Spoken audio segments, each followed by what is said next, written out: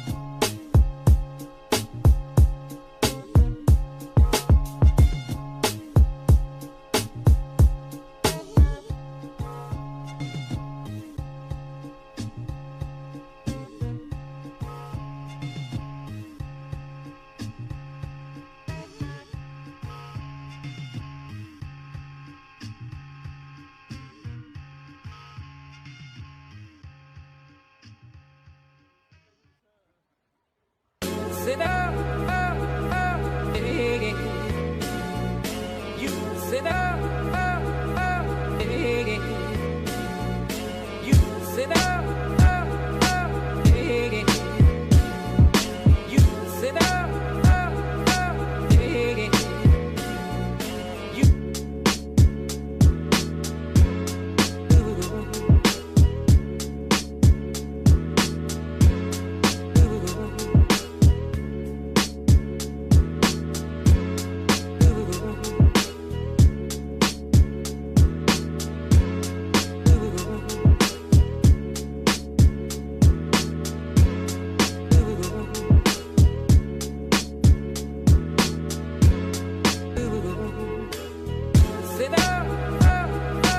hey, you sit down, hey, you sit down, hey, you.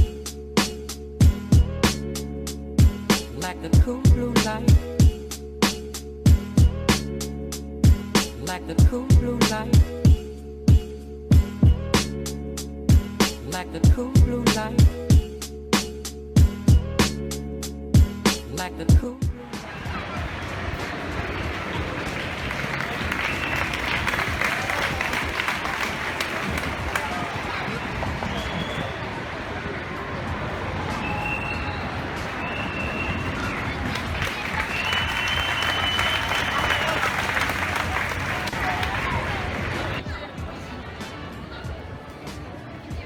Nous, il y a un banc juste à côté.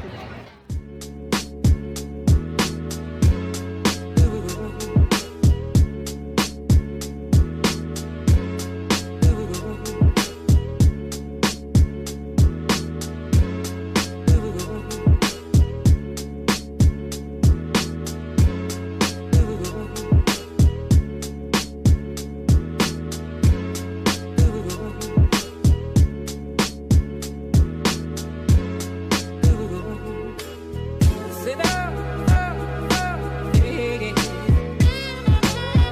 Sit down, dig it. Sit down, dig it. Voilà, et je vous retrouve après ces quelques petites images et quelques minutes d'Espagne, voilà, pour faire un petit peu un point avec vous de mon expérience d'une après-midi en Espagne.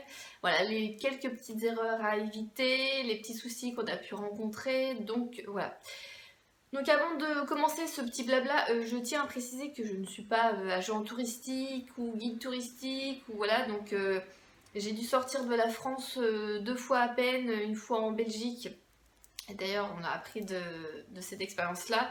Et une fois une après-midi en Suisse, donc du coup, voilà, je ne suis pas habituée à voyager à l'étranger, donc je n'ai pas forcément toutes les données voilà, qui pourraient vous aider. Et voilà, on a eu quelques petits soucis, donc du coup, voilà, je me suis dit que ça pourrait être pas mal quand même de vous en parler. Donc déjà, le premier petit souci, c'est qu'on est arrivé en Espagne. Tout de suite, j'ai eu un message d'Orange comme quoi bienvenue en Espagne, machin, que j'avais toujours mon téléphone pour appeler et pour envoyer des SMS en surcoût, je crois, quelque chose comme ça. Et plus internet. Voilà, j'avais plus internet, plus de réseau, plus rien du tout. Et mon conjoint se sert de son téléphone portable pour... en guise de GPS, bien qu'on en a un dans la voiture.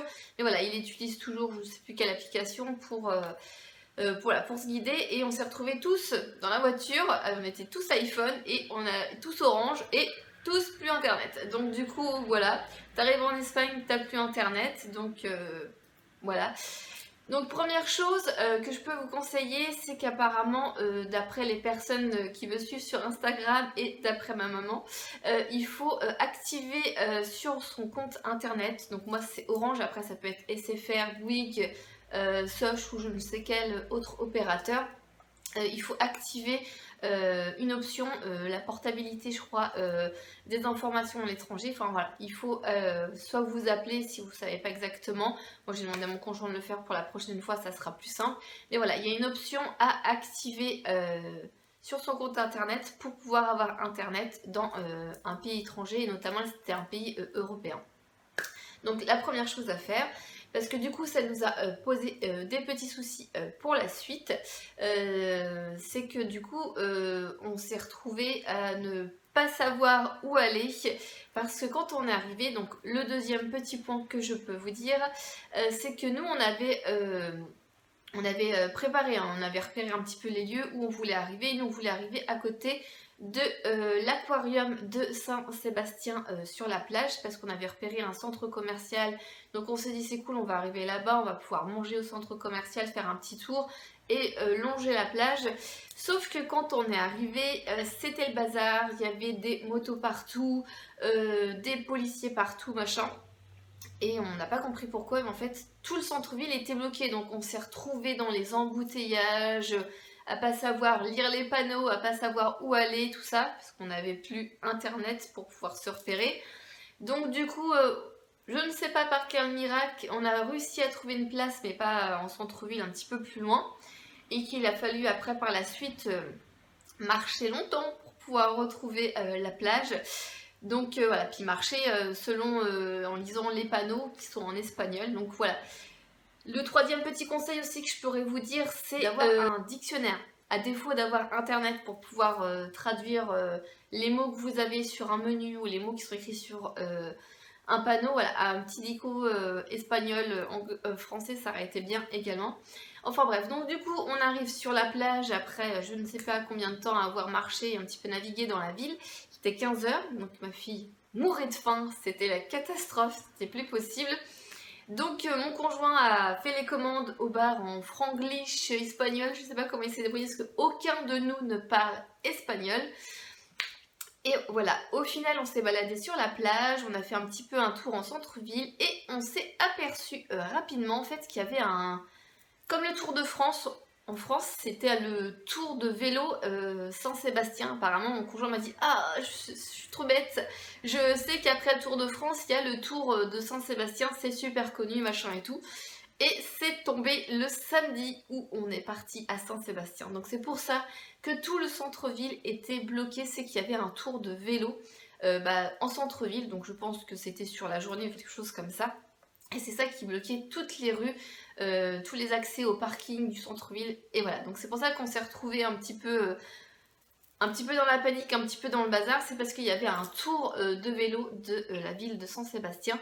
Donc le conseil que je peux vous donner aussi, c'est d'essayer de vous renseigner sur internet avant de partir. Donc c'est bien de repérer les lieux là où on veut arriver et tout, mais c'est bien de repérer aussi s'il n'y a pas un événement. Espagnol, ou voilà, une manifestation, une fête, quelque chose qui peut faire que tout soit chamboulé et qu'on soit un petit peu perdu quand on arrive et qu'on ne sache pas où aller, ou voilà. Et le dernier conseil aussi que je peux vous donner, c'est quand on a voulu partir, donc c'était facile parce que je trouve que quand même les panneaux espagnols c'est super bien indiqué, quand il y a une sortie ils disent à 300 mètres, à 200 mètres, à 100 mètres, c'est quand même affiché sur la longueur, donc on sait que la sortie elle arrive.